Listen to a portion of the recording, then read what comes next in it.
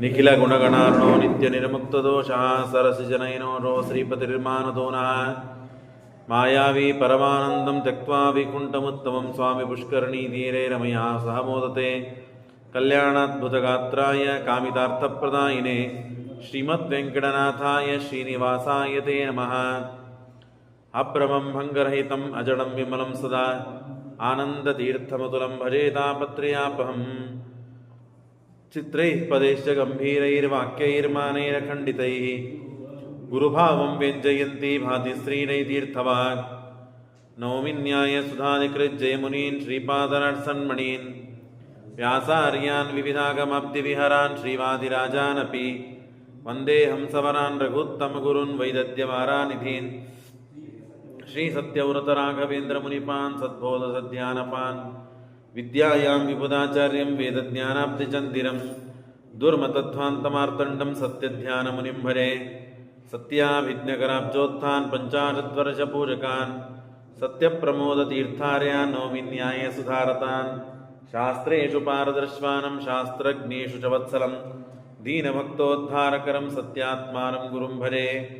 ವಿದ್ಯಾಪೀಠವಿದಾತಾರಂ ವಿದ್ಯಾವಾರಿಧಿಚಂದಿರಂ ವಿದ್ಯಾರ್ಥಿವತ್ಸಲಂ ವಂದೇ ಮಹಾಮಹಿಮ ಸದ್ಗುರುಂ.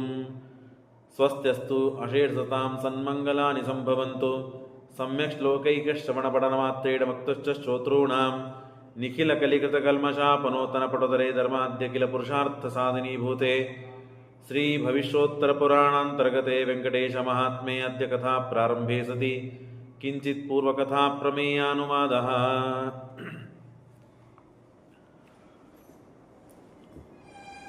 ಸೂತಾಚಾರ್ಯರು ಶೌನಕಾದಿ ಋಷಿಗಳಿಗೆ ವೆಂಕಟೇಶ ದೇವರ ಮಹಾತ್ಮೆಯನ್ನು ಶೌನಕಾದಿಗಳು ಹೇಳ್ರಿ ಅಂತ ಪ್ರಾರ್ಥನೆ ಮಾಡಿದ್ದಕ್ಕಾಗಿ ತಾವು ಈ ವೆಂಕಟೇಶ ದೇವರ ಮಹಾತ್ಮ್ಯವನ್ನು ಕಲ್ಯಾಣದ ವಿವಾಹದ ಪ್ರಸಂಗವನ್ನು ಹೇಳ್ತಾ ಇದ್ದಾರೆ.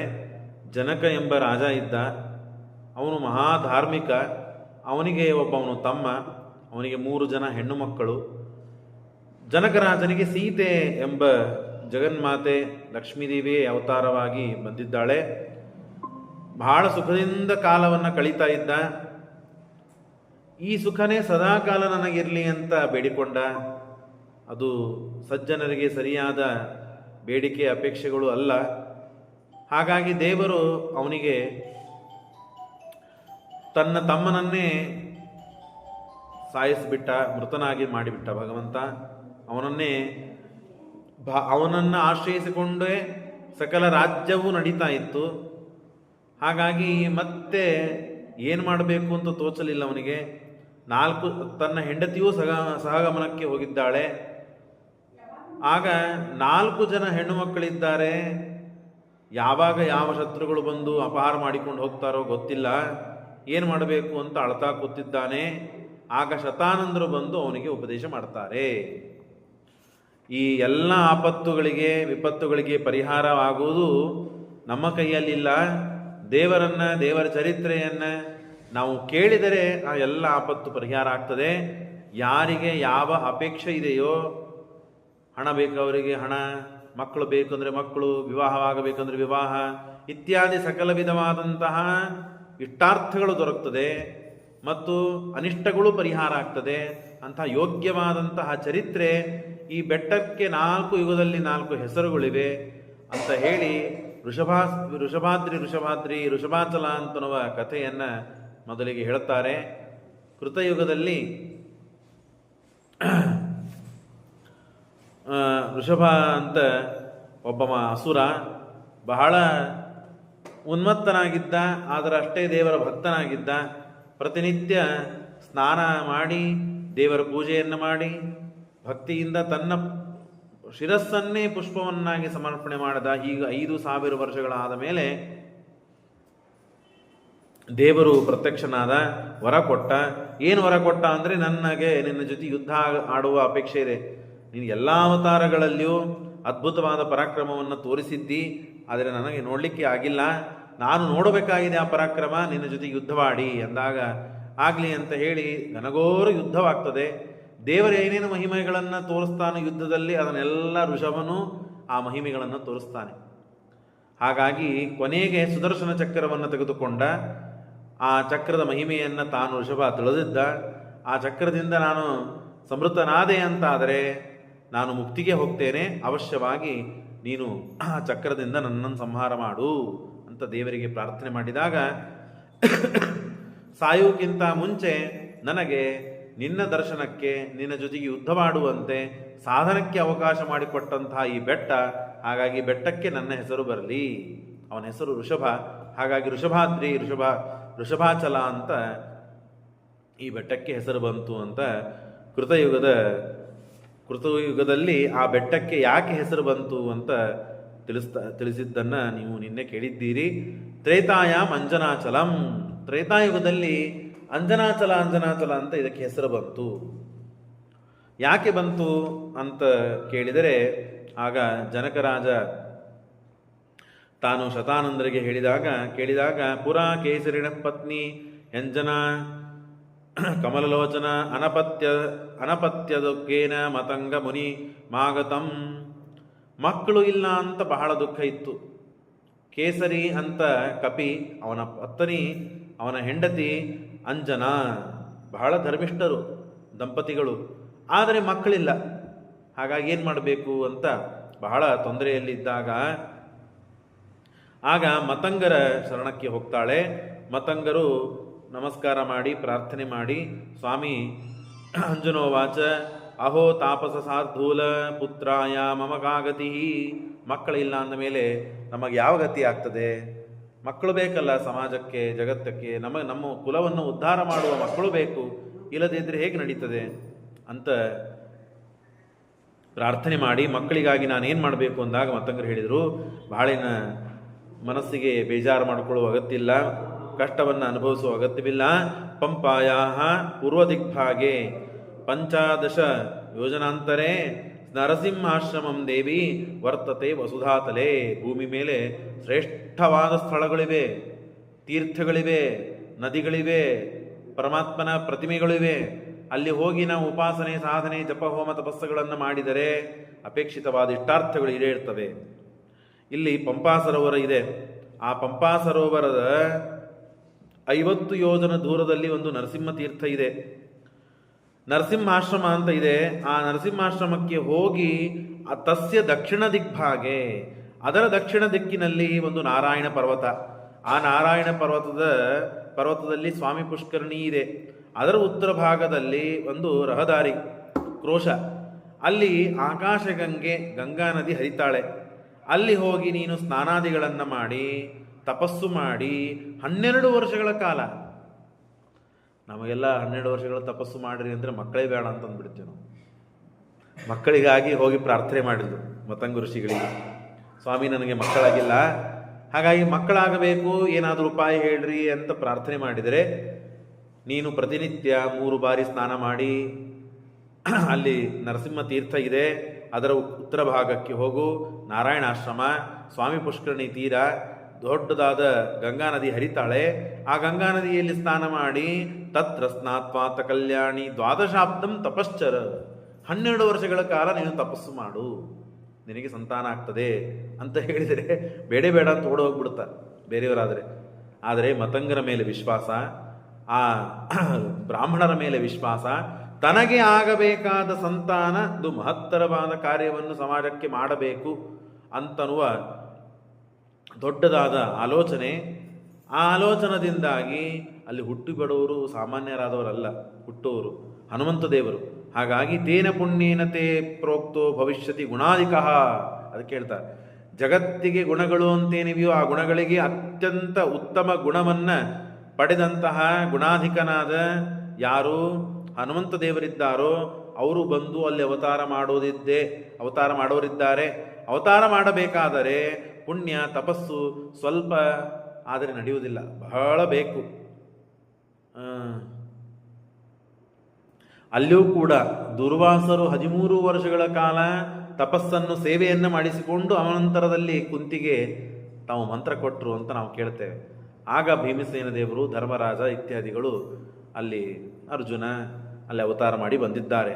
ಅಲ್ಲಿಯೂ ಭೀಮಸೇನ ದೇವರು ಬರಬೇಕಾದಾಗ ಆ ಮಾತನ್ನು ಹೇಳ್ತಾರೆ. ಇಲ್ಲಿಯೂ ಕೂಡ ಮತಂಗೇನೈವ ಮುಕ್ತಾಸ ನಾರಾಯಣ ಗಿರಂ ಯಯೌ. ನಾರಾಯಣ ಮತಂಗರು ಹೇಗೆ ಹೇಳಿದರು ಹಾಗೆ ಬಂದು ಎಲ್ಲ ಕಡೆಗೆ ನಮಸ್ಕಾರ ಮಾಡಿ ಸ್ನಾನಗಳನ್ನು ಮಾಡಿ ಕೃತ್ವ ಸ್ವಾಮಿ ವರಸ್ನಾನಂ ಅಶ್ವತ್ಥಸ್ಯ ಪ್ರದಕ್ಷಿಣಂ. ಅಲ್ಲಿ ಸ್ವಾಮಿ ತೀರ್ಥದಲ್ಲಿ ಅಂದರೆ ಪುಷ್ಕರಣಿಯಲ್ಲಿ ಸ್ನಾನ ಮಾಡಿದ್ದಾಳೆ ಮತ್ತು ಅಶ್ವತ್ಥ ವೃಕ್ಷಕ್ಕೆ ಪ್ರದಕ್ಷಿಣೆ ಹಾಕಿದ್ದಾಳೆ. ವರಾಹರೂಪಿಣಂ ನತ್ವ, ವರಾಹದೇವರಿದ್ದಾರೆ, ವರಾಹದೇವರ ಸನ್ನಿಧಾನ ಇದೆ, ಅಲ್ಲಿ ನಮಸ್ಕಾರ ಮಾಡಿ ಪಿತ್ವಾ ತತ್ ಸಲಿಲಂ ಶುಭಂ, ಆ ನೀರನ್ನು ಮಾತ್ರ ಕುಡಿತಾ ತಾನು ತಪಸ್ಸು ಮಾಡ್ತಾ ಇದ್ದ. ತತ್ ಸಲಿಲಂ ಶುಭಂ ಆಕಾಶಗಂಗಾ ಆಸಾದ್ಯ ತಪಃ ಕರ್ತುಂ ಪ್ರಚಕ್ರಮೇ. ಅಲ್ಲಿ ದೇವತೆಗಳಿಗೆ ಮುನಿಗಳಿಗೆ ತನ್ನ ಗಂಡನಿಗೆ ಅನುಜ್ಞೆಯನ್ನು ಪಡೆದು ನಾನಿನ್ನ ಮೇಲೆ ಉಪವಾಸವಾಗಿ ತಪಸ್ಸು ಮಾಡುತ್ತೇನೆ, ಅನುಮತಿಯನ್ನು ಕೊಡ್ರಿ. ಹೆಣ್ಣು ಮಕ್ಕಳು ತಪಸ್ಸನ್ನು ಮಾಡಬೇಕು, ಆಚಾರ ಮಾಡಬೇಕು, ವಿಚಾರ ಅಥವಾ ಯಾವುದಾದ್ರೂ ಪೂಜೆ ಪುನಸ್ಕಾರ ಮಾಡಬೇಕಾದ್ರೆ ಗಂಡನಿಗೆ ಅನುಮತಿಯನ್ನು ತೆಗೆದುಕೊಳ್ಳದೇನೆ ಹಾಗೆ ಮಾಡಿಬಿಟ್ರು ಅಂದರೆ ಫಲನೇ ಬರುವುದಿಲ್ಲ ಅಂತ, ಫಲನೇ ಸಿಗುವುದಿಲ್ಲ. ಗಂಡ ಅನುಮತಿ ಕೊಟ್ಟ ಅಂತ ಆದರೆ ಮುಂದೆ ವರಿಬೇಕು, ಇಲ್ಲ ಅಂತ ಆದರೆ ಹೆಣ್ಣು ಮಕ್ಕಳು ತಪಸ್ಸು ಮಾಡಿದ್ದು ವ್ಯರ್ಥವಾಗ್ತದೆ. ಯಾಕೆ? ಸರ್ವಸ್ವನು ಹೆಂಡತಿಗೆ ಗಂಡನೇ. ಮುನಿಶ್ಚ ಮಂತ್ರ ಭರ್ತಾರಂ, ಆ ನಿಯಮವನ್ನು ಆ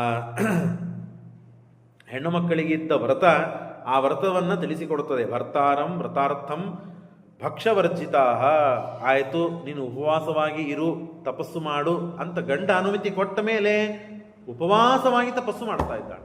ಉಪವಾಸ ಪರಾಬಾಲ ಭಾಗ್ಯಭೋಗ ವಿವರ್ಜಿತಾ. ಇದೆಲ್ಲ ಕೇಳಲಿಕ್ಕೆ ಸುಲಭ ಇದೆ. ಒಂದು ದಿವಸ ಉಪವಾಸ ಏಕಾದಶಿ ಮಾಡಿಬಿಟ್ರೆ ಸಾಕಾಗೋಗ್ಬಿಡ್ತದೆ ನಮಗೆ. ಅಂಥದ್ದು ಉಪವಾಸದಿಂದ ಕಾಷ್ಟವತ್ ಕಟ್ಟಿಗೆಯಾಗಿ ಹೋಗಿದ್ದಾಳೆ. ಉಪವಾಸ ಮಾಡಿದರೆ ಏನಾಗಬೇಕು? 12 ವರ್ಷಗಳ ಕಾಲ ಕಾಷ್ಟವತ್ತ ಕಟ್ಟಿಗೆಯಂತೆ ಒಣಗಿ ಹೋಗಿ ಉತ್ಥಾಪ್ಯ ಶರೀರಂ ಸ್ವಾತ್ಮನ ಶುಚಿ. ಆದರೆ ದೇಹ ಅತ್ಯಂತ ಶುಚಿರ್ಭೂತವಾಗಿದೆ. ತಪಸ್ಸು ಅಂದರೆ ತಪಸ್ಸು. ಅದರಿಂದ ದೇಹ ಭಾರಿ ಪುನೀತವಾಗಿದೆ, ಶುಚಿರ್ಭೂತವಾಗಿದೆ. ಪೂರ್ಣೇ ಸಂವತ್ಸರೇ ಜಾತೆ ವಾಯುದೇವೋ ಮಹಾಬಲಃ. ಆಗ ಎಷ್ಟು ಕಾಲ ತಪಸ್ಸು ಮಾಡಿಸಿಕೊಳ್ಳಬೇಕಾಗಿತ್ತೋ ಅಷ್ಟು ಪೂರ್ಣವಾಗಿ ತಪಸ್ಸು ಮಾಡಿಸಿಕೊಂಡ ಆದ ಮೇಲೆ ವಾಯುದೇವರು ಬಂದಿದ್ದಾರೆ. ಫಲೇ ವೀರ್ಯಂ ಅಪೂರಯತ್, ಒಂದು ಹಣ್ಣನ್ನು ಕೊಟ್ಟಿದ್ದಾರೆ, ಈ ಹಣ್ಣನ್ನು ತಿನ್ನಮ್ಮ, ನಾನು ಅವತಾರ ಮಾಡ್ತೇನೆ ಅಂತ ಹೇಳಿ ಫಲಮಾದಾಯ ಭಕ್ಷಾರ್ಥಂ ಪ್ರತ್ಯಹಂ ಹ್ಯವದಾತ್ಮರತ್ ಅತ್ರೇಕಸ್ಮಿನ್ ದಿನೇ ವಾಯೋ ಫಲೇ ಪೂರಮಪೂರಯತ್ ಫಲೇ ವೀರ್ಯಮಪೂರಯತ್ ವಿಯದ್ಗರ್ಭಂ ವೀರ್ಯಗರ್ಭಂ ಫಲಂ ತಸ್ಯಾಹ. ಆಗ ವಾಯುದೇವರಿಗೆ ಯಾವ ಗರ್ಭವಾಸ ಇಲ್ಲ, ಯಾವ ದುಃಖಗಳಿಲ್ಲ, ಯಾವ ದೋಷಗಳಿಲ್ಲ. ಹಾಗಾಗಿ ಅಲ್ಲಿಯೂ ಕೂಡ ಸ್ಪೃಷ್ಟೈವಯಂ ಪ್ರೀತಿಮತಾನಿಲೇನ ನರೇಂದ್ರಕಾಂತ್ರ ಸುಷವೇಂದ್ರ ಕುಂತಿ ಅಂತ, ಸುಷವೇತ್ರ ಕುಂತಿ ಅಂತ ಸುಮಧ್ವಿಜಯದಲ್ಲಿ ನಾವು ಕೇಳ್ತೇವೆ. ಕುಂತಿದೇವಿಯನ್ನು ಕೇವಲ ಸ್ಪರ್ಶ ಮಾಡಿದ್ದಾರೆ, ಭೀಮಸೇನ ದೇವರ ಅವತಾರವಾಗಿದೆ. ಇಲ್ಲಿಯೂ ಹನುಮಂತ ದೇವರು ಕೇವಲ ಫಲವನ್ನು ಕೊಟ್ಟಿದ್ದಾರೆ, ಹಣ್ಣನ್ನು ತಿಂದಾಳೆ ನಿಮಿತ್ತ. ಹಾಗಾಗಿ ಹನುಮಂತ ದೇವರು ಅವತಾರ ಮಾಡಿದ್ದಾರೆ. ಆಹೂತಯ ಪೃಥಯ ಸಂಸ್ಪರ್ಶ ಮಾತ್ರ ಅಭವದ್ಬಲದ್ವಯೇ ಅಂತ ತಾತ್ಪರ್ಯದಲ್ಲಿ ಮುಂದೆ 12ನೇ ಅಧ್ಯಾಯದಲ್ಲಿ ನೀವು ಕೇಳವರಿದ್ದೀರಿ. ಹನುಮಂತ ಭೀಮಸೇನ ದೇವರು ಅವತಾರ ಮಾಡಿದಾಗ ಪೃಥ ಅಂತಂದರೆ ಕುಂತಿ, ಅವಳೇ ಕುಂತಿ ಭೋಜನಿಗೆ ದತ್ತಕ್ಕೆ ಹೋದ್ರು ಅಂತ ಮೊನ್ನೆ ಕಥೆ ಬಂತು ಪಾಠದಲ್ಲಿ. ದತ್ತಕ್ಕೆ ಹೋದದ್ದಕ್ಕೆ ಕುಂತಿ ಅಂತಾದ್ಲು. ಮೊದಲಿಗೆ ಅವಳ ಹೆಸರು ಪೃಥ. ಹಾಗಾಗಿ ಪೃಥಯ ಆಹೂತ ಸಂಸ್ಪರ್ಶ ಮಾತ್ರ ಭಗವದ್ಬಲದ್ವಯೇ ಎಂದು ಶ್ರೀಮದಾಚಾರ್ಯ ನಿರ್ಣಯ ಕೊಟ್ಟಿದ್ದಾರೆ. ಹಾಗಾಗಿ ಆ ಮಾತು ಇಲ್ಲಿ ನಾವು ಅರ್ಥ ಮಾಡಿಕೊಳ್ಳಬೇಕು. ವೀರ್ಯಗರ್ಭಂ ಫಲಂ ತಸ್ಯಾಹ. ಆಗ ಹನುಮಂತ ದೇವರು ಅವತಾರವಾಗಿದೆ. ಫಲಂ ಸಾ ಮನ್ಯಮಾನಾಯಿ ಕ್ಷುಧಾರ್ಥ ತದಭಕ್ಷಯತ್, ಹಣ್ಣನ್ನು ತಿಂದಿದ್ದಾಳೆ. ತಥೋ ಗರ್ಭ ಸಮದ್ಭೂತಂ ಅಂಜನಾಯಾಶ್ಚ ಭೂಮಿಪ. ಬಹಳ ಸಂತೋಷವಾಗಿದೆ, ಎಲ್ಲ ಕಡೆ ಒಳ್ಳೆ ವಾತಾವರಣಗಳು. ಹನುಮಂತ ದೇವರ ಅವತಾರ ಮಾಡಿದರೆ ಹೇಳಬೇಕಾ? ಹಾಗಾಗಿ ಅದಸಾದ ಹರ್ಷಮಾಸಾಂತೆ ಶುಶುಭೆ ಪುತ್ರಮುತ್ತಮಂ ಹನುಮಂತಮಿದಂ ಪ್ರಾಹು. ಹನುಮಂತ ಅಂತ ಅವನಿಗೆ ಹೆಸರಿಟ್ಟಿದ್ದಾರೆ. ಮನಯೋ ಮಿತ ಕಲ್ಮಷಾಹ ಅಂಜನಾ ದೇವಿ ಅಲ್ಲಿ ಹನುಮಂತನನ್ನ ಭಾರೀ ತಪಸ್ಸನ್ನು ಮಾಡಿ ತಾನು ಹನುಮಂತ ದೇವರನ್ನ ಬಹಳ ಕೀರ್ತಿವಂತರಾದ ಹನುಮಂತ ದೇವರನ್ನ ತಾನು ತಪಸ್ಸು ಮಾಡಿ ಪಡೆದು ತಾನು ಕೀರ್ತಿ ಶಾಲಿಯಾದಳು. ಹಾಗಾಗಿ ಅದಕ್ಕೆ ಅಂಜನಾಚಲ ಅಂತ ಹೆಸರು ಬಂತು. ನೋಡ್ರಿ, ಹನುಮಂತ ದೇವರ ಅವತಾರವಾದದ್ದಕ್ಕೆ ಆ ಬೆಟ್ಟಕ್ಕೆ ಅಂಜನಾಚಲ ಅಂತ ಹೆಸರು ಬಂತು. ಹಾಗಾಗಿ ಅಂಥ ಶ್ರೇಷ್ಠವಾದ ಸಾಧನೆಯನ್ನು ಮಾಡಿ ಅಥವಾ ಸಾಧನೆಯನ್ನು ಪಡೆದಂತಹ ಬೆಟ್ಟ ಅದು. ಹಾಗಾಗಿ ಅದಕ್ಕೆ ಅಂಜನಾಚಲ ಬಂತು. ಜನಕೋವಾಚ ಸಂತುಷ್ಟೋ ಬ್ರಹ್ಮನ್ ಶುತ್ವಾ ತನ್ನಾಮಕಾರಣಂ. ಭಾಳ ಸಂತೋಷ ಆಯ್ತು ಸ್ವಾಮಿ ನಮಗೆ. ಹನುಮಂತ ದೇವರು ಇಲ್ಲಿ ಹುಟ್ಟಿದ್ದಾರಾ, ಅಂಜನಾದೇವಿ ಇಲ್ಲಿ ಬಂದು ಮತಂಗರ ಮಾತನ್ನು ಕೇಳಿ ತಪಸ್ಸು ಮಾಡಿದ್ದಕ್ಕೆ ಇದಕ್ಕೆ ಅಂಜನಾಚಲ ಅಂತ ಹೆಸರು ಅಂತ ನನಗೆ ಗೊತ್ತಿದ್ದಿದ್ದಿಲ್ಲ, ಭಾಳ ಸಂತೋಷ ಆಯಿತು ಅಂತ ಹೇಳಿದವರಿಗೆ ಸಂತೋಷವನ್ನು ಕೃತಜ್ಞತೆಯನ್ನು ತಿಳಿಸಿ ಮುಂದೆ ಮತ್ತೆ ಕತೆ ಕೇಳ್ತಾನೆ. ದ್ವಾಪರ ಯುಗದಲ್ಲಿ ಶೇಷಾಚಲ ಅಂತ ಇದಕ್ಕೆ ಹೆಸರು ಬಂತು ಅಂತ ಹೇಳಿದಿರಿ, ಅದೊಂದು ಸ್ವಲ್ಪ ತಿಳಿಸ್ಕೊಡ್ರಿ, ನಮಗೆ ಬಹಳ ಅನುಕೂಲ ಆಗ್ತದೆ. ದ್ವಾಪರೇ ಶೇಷಶೈಲೇತಿ ಕಥಂ ಖ್ಯಾತಿರ್ಭವಿಷ್ಯತಿ ಅಂದಾಗ ಪುರಾ ವೈಕುಂಠ ನಗರೇ ದ್ವಾರಿ ಶೇಷಂ ಸಮಾಧಿಶತ. ಒಂದು ಘಟನೆ ಆಯಿತು. ವೈಕುಂಠದಲ್ಲಿ ದ್ವಾರಪಾಲಕರನ್ನಾಗಿ ಈ ಶೇಷದೇವರನ್ನು ನಿಲ್ಲಿಸಿದ್ದಾರೆ. ಯಾರು? ಪರಮಾತ್ಮ. ಶೇಷದೇವರು ಯಾವಾಗಲೂ ವೈಕುಂಠದಲ್ಲೇ ಇರ್ತಾನೆ, ಮನೆಯೊಳಗೆ ಇರ್ತಾನೆ, ಅವನ ಮೇಲೆ ಪರಮಾತ್ಮ ಮಲಗಿರ್ತಾನೆ. ಆದರೆ ಒಂದು ದಿವಸ ಲಕ್ಷ್ಮೀದೇವಿ ಜೊತೆಗೆ ಏಕಾಂತ ನಾನು ಮಾತನಾಡಬೇಕು, ನೀನು ಹೊರಗೆ ಜಯವಿಜಯರಿದ್ದಾರೆ, ಆದರೂ ತಾನು ಹೊರಗೆ ನಿಲ್ಲಿಸಿದ್ರು. ಜಯವಿಜಯರು ಅವತ್ತಿನ ದಿವಸ ಎಲ್ಲಿ ಹೋಗಿದ್ರು ಗೊತ್ತಿಲ್ಲ, ಇವರನ್ನು ನಿಲ್ಲಿಸಿದ್ದಾರೆ. ಶಾಪಗ್ರಸ್ತರಾಗಿ ತಳಗೆ ಬಂದಿದ್ದರು. ಹಾಗಾಗಿ ಶೇಷದೇವರು ಪಾಪ ದ್ವಾರಪಾಲಕನಾಗಿ ನಿಂತಿದ್ದಾರೆ. ಆಗ ತಸ್ಮಿನ್ ಕಾಲೇ ಮಹಾರಾಜ ಮಾರುತ ಪ್ರಾಣವಲ್ಲಭ. ಏನೇನು ಕಥೆಗಳು ಬರ್ತದೆ, ಯಾರ್ಯಾರಿಗೆ ಯಾವ ಸಮಯದಲ್ಲಿ ಏನೇನು ವಿಕಾರಗಳಾಗ್ತದೆ ಅಂತ ಅನ್ನೋದನ್ನು ಹೇಳಲಿಕ್ಕೆ ಸಾಧ್ಯವಿಲ್ಲ. ಅಕಸ್ಮಾತ್ ಕಾರಣಾತ್ ಪ್ರೋಕ್ತೋ ಭಗವದ್ ದರ್ಶನ ಇಚ. ಆವಾಗ ವಾಯುದೇವರು, ಮುಖ್ಯ ಪ್ರಾಣ ದೇವರು ಬಂದಿದ್ದಾರೆ ಭಗವಂತನ ದರ್ಶನ ಮಾಡ್ಕೊಳ್ಬೇಕು ಅಂತ. ಸುಮ್ಮನೆ ದೇವರು ಎಲ್ಲ ಕಡೆಗೆ ಕಾಣ್ತಾನೆ ಅವರಿಗೆ, ಅಂಥ ಮಹಾ ಯೋಗ್ಯತಾಶಾಲಿ ಪುಣ್ಯವಂತರವರು. ಎಲ್ಲ ಕಡೆಗೆ ದೇವರು ಕಾಣ್ತಿದ್ರು, ದೇವರನ್ನು ನೋಡಬೇಕು ಅಂತ ಬಂದರು. ಅಕಸ್ಮಾತ್ ಕಾರಣಾತ್ ಪ್ರೋಕ್ತೋ ಭಗವದ್ ದರ್ಶನ ಇಚ ದ್ವಾರೇ ತಂ ರೋಧಯಾಮಾಸ. ಶೇಷದೇವರು ಹೊರಗೆ ನಿಂತಿದ್ದಾರೆ. ಒಳಗೆ ಹೋಗುವಂತಿಲ್ಲ, ನಿಂದರು. ದ್ವಾರೇ ತಂ ರೋಧಯಾಮಾಸ ರುಕ್ಮದಂಡೇನ ಸರ್ಪರಾಟ್. ಆ ಶೇಷ ತಾನು ಕಟ್ಟಿಗೆ ಹಿಡಿದು, ಬಂಗಾರದ ಕಟ್ಟಿಗೆಯನ್ನು ಹಿಡಿದು ತಡೆದ. ಕಿಮರ್ಥಂ ವೃದ್ಧಸೇ ಮೂರ್ಖ ಕಾರ್ಯಸ್ಯ ಮಹದೀತ್ವರ. ಯಾಕೋ ತಡಿತೀನಿ, ನನ್ನನ್ನು ದೇವರ ಜೊತೆ ಕೆಲಸ ಇದೆ, ಮಾತನಾಡಬೇಕು, ಹಾಗಾಗಿ ನಾನು ತಡಿಬೇಡ, ನಾನು ಒಳಗೆ ಹೋಗ್ತೇನೆ. ಕಿಮರ್ಥಂ ವೃದ್ಧಸೆ ಮೂರ್ಖ ಕಾರ್ಯಸ್ಯ ಮಹತೀತ್ವರ ಇತ್ತೇ ಭಕ್ತೆ ಇತ್ಯುಕ್ತೆ ವಾಯುನಾ ಶೇಷ ಉವಾಚ ವಚನಂ ಪುನಃ. ಈ ಮಾತನ್ನು ಹೇಳಿದ್ದನ್ನು ಕೇಳಿ ಶೇಷ ಪುನಃ ಮತ್ತೆ ತಾನು ಉತ್ತರ ಕೊಡ್ತಾನೆ. ಅಹಮಾಜ್ಞಾಧರೋ ವಿಷ್ಣೋರ್ ಮಾತ್ವಂ ಅಂತಃಪುರಂ ಗತಃ. ದೇವರು ನನಗೆ ಆಜ್ಞೆ ಮಾಡಿದ್ದಾನೆ ಸ್ವಾಮಿ, ಒಳಗೆ ಯಾರನ್ನು ಕಳಿಸಬೇಡ ಅಂತ ಹೇಳಿ, ಹಾಗಾಗಿ ನಾನು ಕಳಿಸೋದಿಲ್ಲ. ಇಂತಸ್ತೆ ವಚಶ್ರುತ್ವ ಜಗತ್ಪ್ರಾಣೋ ಬ್ರವೀದಿದಂ. ಯಾರನ್ನು ಯಾವಾಗ ಎಲ್ಲಿ ಆಜ್ಞೆ ಮಾಡಿರ್ತಾರಲ್ಲ, ಯಾರನ್ನ ತಡಿ ಅಂತ ಹೇಳಿರ್ತಾರೆ, ಯಾರ ಸಲುವಾಗಿ ಹೇಳಿರ್ತಾರೆ, ಅದೆಲ್ಲ ಪ್ರತಿಫಲಿಸ್ತದೆ. ನಾವು ಯಾರಿಂದ ದೊಡ್ಡವರಿಂದ ಆಜ್ಞಪ್ತರಾದಾಗ, ಯಾರೋ ಹೇಳಿದರು ತಡಿ ಅಂತ ಹೇಳಿ ಸ್ವಾಮಿಗಳು ರಾಮದೇವ್ರ ಪೂಜೆ ನಡೆದಿದೆ ಅಂತ ಹೇಳಿ ದಿವಾಣರನ್ನು ತಡೆದು ನಿಂತರೆ ನಮ್ಮನ್ನು ಓಡಿಸೇ ಬಿಡ್ತಾರಷ್ಟೇ. ಹಾಗಾಗಿದೆ ಪರಿಸ್ಥಿತಿ. ದೇವರ ಮನೆಯಾದ ಮೇಲೆ ಮುಖ್ಯ ಪ್ರಾಣ ದೇವರ ಮನೆ ಆಗುವುದಿಲ್ಲ ಅನ್ನೋದು. ಯಾಕೆ? ದೇವರ ಮಗ ಅವನು ಅಂದಮೇಲೆ ತನ್ನ ಮನೆ ಬಗ್ಗೆ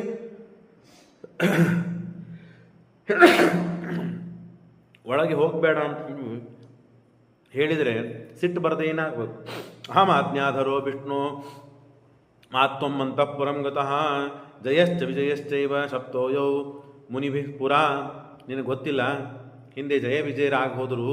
ಯಾಕೆ ಭೂಮಿ ಮೇಲೆ ಅವತಾರ ಮಾಡಿದ್ರು ಅವರು ಅಂತಂದರೆ, ಆ ಮುನಿಗಳನ್ನು ತಡೆದಿದ್ದಕ್ಕಾಗೇನೆ, ಸನಕಾದಿಗಳನ್ನು ತಡೆದಿದ್ದಕ್ಕಾಗಿ ಶಾಪಗ್ರಸ್ತರಾಗಿ ಭೂಮಿ ಮೇಲೆ ಬಿದ್ದಿದ್ದಾರೆ. ನಿಮಗೆ ಎಚ್ಚರಿದೆಯಲ್ಲೋ ಆ ಮಾತು? ಮರ್ತೋಯ್ತಾ ಅಂತ ವಾಯುದೇವರು ಇವರನ್ನು ಹೆಚ್ಚಿಸ್ತಾ ಇದ್ದಾರೆ. ಇಷ್ಟಾದರೂ ಗೊತ್ತಾಗ್ತಾ ಇಲ್ಲ ಅವರಿಗೆ. ಯಾವ ಕಾರಣಕ್ಕಾಗಿ ವಾಯುದೇವರು ದೇವರ ದರ್ಶನಕ್ಕಾಗಿ ಬಂದದ್ದು ಅಂತನ್ನೋದು ಗೊತ್ತಿಲ್ಲ. ಅಹಂಕಾರೇಣ ಸಹಿತೋ ಕುಂಭಕರ್ಣ ದಶಾನನು. ಅಹಂಕಾರದಿಂದ ರಾವಣ ಮತ್ತು ಕುಂಭಕರ್ಣರಾಗಿದ್ದಾರೋ ಆ ಕಥೆಯನ್ನು ಮರ್ತಿದ್ದೀಯಾ? ವಿಸ್ಮೃತೋ ಕಿಂ ತ್ವಯಾ ಮೂರ್ಖ ದ್ವಾಪರಾಂತೆ ನಿಯೋಜಿತವು. ಹಾಗಾಗಿ ಆ ಕಥೆಯನ್ನು ಮರೆತಿದ್ರೆ ನೆನಪು ಮಾಡಿಕೋ, ನನ್ನನ್ನು ನೀನು ತಿರಸ್ಕಾರ ಮಾಡಬೇಡ, ನಾನು ಒಳಗೆ ಹೋಗಬೇಕಾಗಿದೆ ಅಂತ ಇಷ್ಟು ಹೇಳಿದರೆ ಶೇಷದೇವರು ಸಿಟ್ಟಿಗೆ ಬಂದರು. ವಾಯುದೇವರು, ಮುಖ್ಯಪ್ರಾಣದೇವರು ಏನು ನಿಜವಾದ ಕಥೆ ಇತ್ತೋ ಅದನ್ನು ಹೇಳಿಕೊಟ್ರೆ ಇವರು ಸಹನೆ ಆಗಲಿಲ್ಲ. ಕಿಂ ನಿಷ್ಠುರಂ ವಚಃ ಪ್ರೋಕ್ತಂ ಜೀವನೇಚ್ಛಾನ ವಿದ್ಯತೆ. ನಿಷ್ಠುರವಾದ ಮಾತನ್ನು ಯಾಕೆ ಹೇಳ್ತಾ ಇದ್ದೀರಿ ವಾಯುದೇವರೇ? ನಿಮಗೆ ಬದುಕಬೇಕಂತ ಇಚ್ಛೆ ಇದೆಯೋ ಇಲ್ಲೋ? ಶೇಷದೇವರು ಕೇಳ್ತಾ ಇದ್ದಾರೆ ವಾಯುದೇವರಿಗೆ. ಎಲ್ಲ ಸರ್ವಸ್ವ ಜೀವೋತ್ತಮರಾದ ಸಕಲ ಜೀವರಾಶಿಗಳಿಗೆ ನಿಯಾಮಕರಾದ ವಾಯುದೇವರಿಗೆ ಈ ಪ್ರಶ್ನೆಯನ್ನು ಕೇಳ್ತಾ ಇದ್ದಾರೆ. ಬದುಕಬೇಕಂತೂ ಇದೆಯೋ ಇಲ್ಲೋ ನಿನಗೆ? ಯಥಾನುಮಾನುಮತಿಂ ಲೋಕೆ ನೈವ ಯಾನಂತಿ ಮೋಹಿತಾ ತತ್ಕಲಂ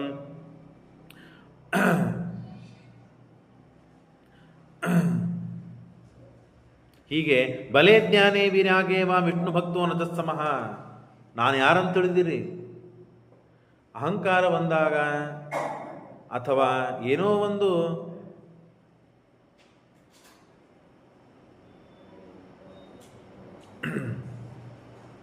ಅಹಂಕಾರ ಬಂದಾಗ, ಏನೇನೋ ಸಮಸ್ಯೆಗಳಾದಾಗ ಮನುಷ್ಯ ಯಾವ ರೀತಿಯಾಗಿ ಹಾದಿ ತಪ್ಪಿ ಹೋಗ್ತಾನೆ. ಲಿಂಕ್ ಬಂದಿಲ್ಲ, ಮೆಸೇಜ್ ಹಾಕಿ ಬಂದಿಲ್ಲ, ಮೊಬೈಲ್ ತೆಗೆದಿಲ್ಲ. ಅಹಂಕಾರ ಬಂದಾಗ, ಸಮಸ್ಯೆ ಬಂದಾಗ, ಸಿಟ್ಟಾದಾಗ ಮನುಷ್ಯ ಯಾವ ರೀತಿಯಾಗಿ ಹಾದಿ ತಪ್ಪಿ ಹೋಗ್ತಾನೆ ಅಂತ ಅನ್ನೋದು ಹೇಳಲಿಕ್ಕೆ ಸಾಧ್ಯ ಇಲ್ಲ.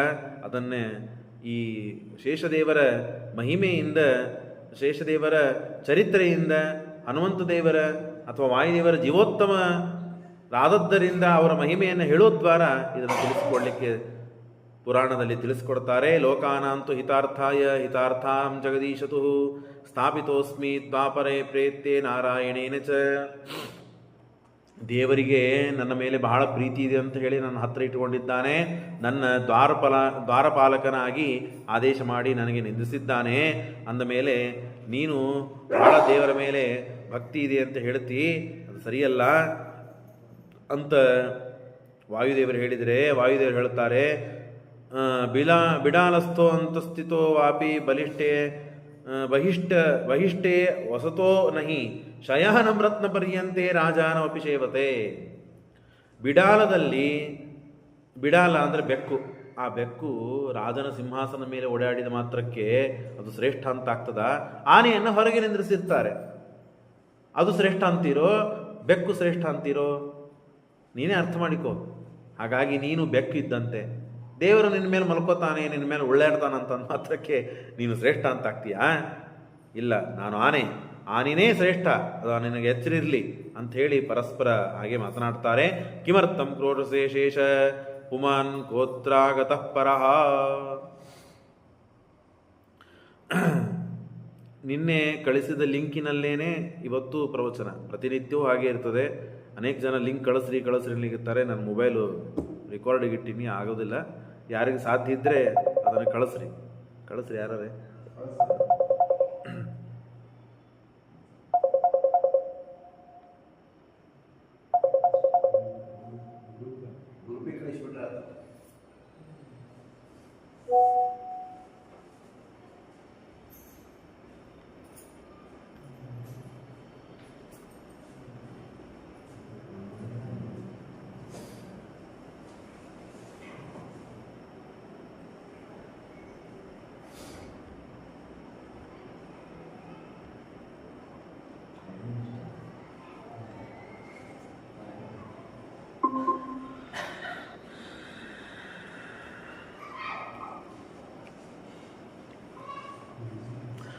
ಇಷ್ಟು ಕಥೆ ನಡೀತಾ ಇದೆ.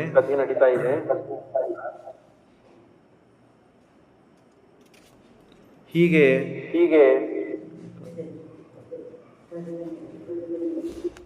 ಪುರಂದರ ಅಂತನೂ ಒಬ್ಬ ಬ್ರಾಹ್ಮಣ, ಸೋಮಯಾಜಿ, ಅವನು ಪಾಪ ತನ್ನ ಕರ್ತವ್ಯ ಕರ್ಮಗಳನ್ನು ಮಾಡ್ತಾ ಅತ್ಯಂತ